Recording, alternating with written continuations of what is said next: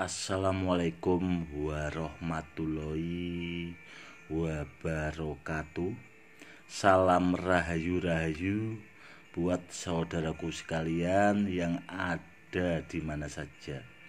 Oke saudaraku, kali ini saya akan membahas tentang pertanyaan-pertanyaan saudara-saudara kita yang masuk ke WA. Kemarin ada saudara kita yang bertanya tentang minyak misik hitam. Mungkin dia pengen bikin minyak bertuah atau gimana. Cuma pertanyaannya itu, minyak misik hitam itu harus dijikirkan atau pakai puasa, Gus? Seperti itu, saudaraku. Kalau menurut saya pribadi begini, saudaraku.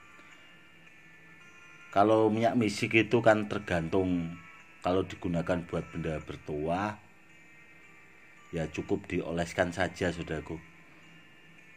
Kalau kita punya benda bertuah itu biasanya kalau dipakai ya kayak malam-malam Jumat atau pas hari kelahiran kita lah, kita olesi minyak lah, kita kasih wewangian, kurang lebihnya seperti itu ya saudaraku. Dan ada juga pertanyaan dari saudara kita lagi, itu kata guru saudara kita yang tanya itu, saudaraku, kalau mengaktifkan buat power benda bertuah itu dia pakai syahadat, pakai sholawat.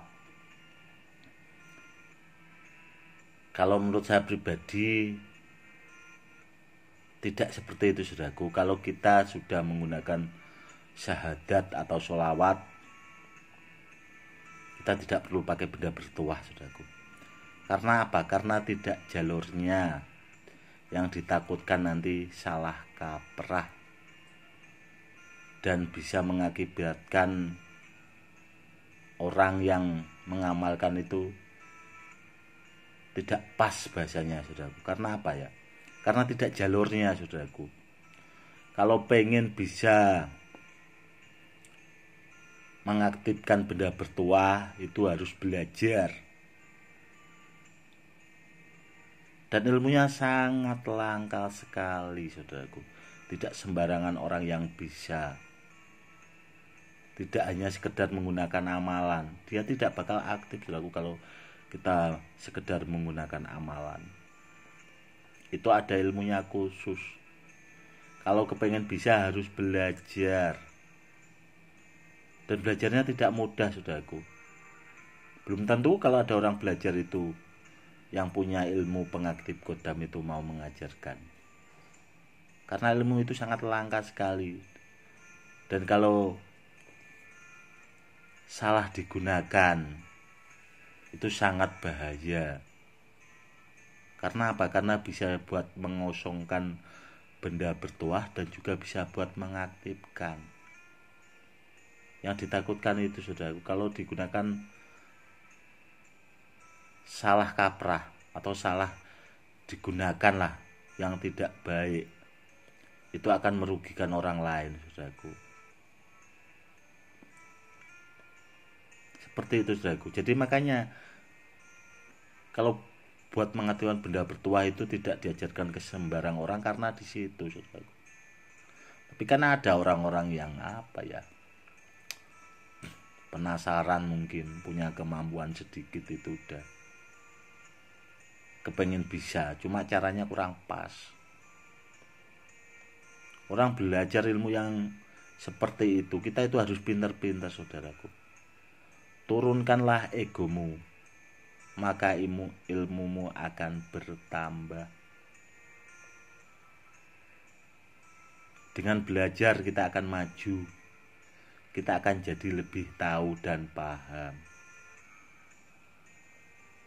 Seperti itu, saudaraku. Turunkanlah egomu. Tapi kan orang itu karena merasa punya kemampuan kadang kan ya sok seperti itu, saudaraku. sok bisa.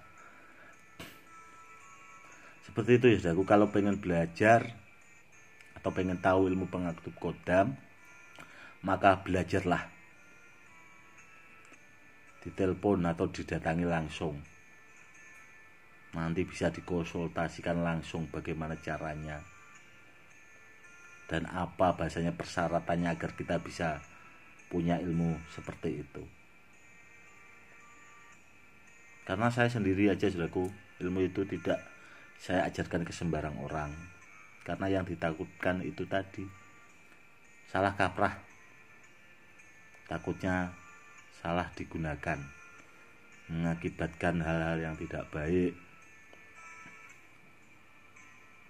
Karena kalau digunakan yang tidak pas, kalau ada orang punya benda bertuah bisa dikosongkan jarak jauh, itu bisa saudaraku, pakai ilmu pengaktif kodam. Kalau digunakan kebaikan sih nggak apa-apa, takutnya digunakan yang tidak pas, seperti itu. Oke saudaraku, itu tadi ya. Kalau pengen bisa ilmu pengaktif kodam, intinya harus belajar. Dan ada lagi pertanyaan dari saudara kita, Gus, kenapa Gus itu tidak bikin konten penarikan benda bertuah seperti di channel-channel YouTube sebelah itu, Gus? Begini saudaraku, itu sudah pernah saya bahas dalam video saya yang pernah saya unggah.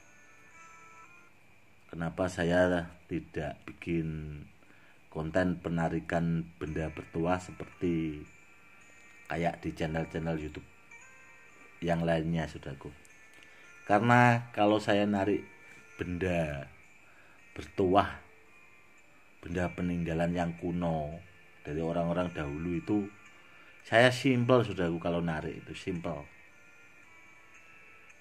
Karena kalau kita menarik dari alam gaib itu lebih susah. Tidak sembarangan orang. Cuman kalau di channel-channel seperti YouTube itu kan, itu sekedar konten saudaraku. Sekedar bahasanya hiburan lah. Itu sudah direkayasa saudaraku.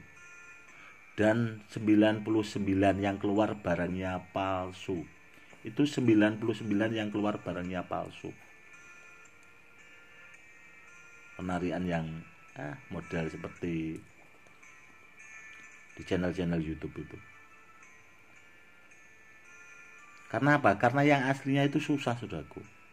Dia perlu juga puasa, di samping zikir itu dia perlu puasa kalau mau menarik benda bertuah itu, benda dari alam gaib. Tidak asal kita action kita gerak-gerak seperti itu, tahu-tahu barangnya keluar itu. Tidak seperti itu saudaraku. Ribet. Zikirnya juga lah, ya lumayan lama saudaraku, nggak sekedar kita zikir itu atau gimana lah bahasanya. Ribet saudaraku. Makanya saya itu pribadi kalau benda bertuah itu ya koleksi saya rata-rata barang peninggalan kuno. Ada juga yang hasil penarikan dari saya, koleksi saya juga ada saudaraku. Cuman kita juga kalau mau menaik benda bertuah itu perlu puasa itu tadi. Tidak semudah orang bilang lah, bahasanya kurang lebihnya seperti itu. Oke, seperti itu ya saudaraku. Semoga edukasi kali ini lebih bermanfaat buat saudara-saudara kita yang awam untuk menambah wawasan kedepannya. Dan saya akan selalu berusaha memberikan edukasi buat saudara-saudara kita yang awam yang ada di mana saja. Semoga bermanfaat agar saudara kita itu kalau dapat barang itu yang benar-benar asli ori, yang tuahnya juga ori.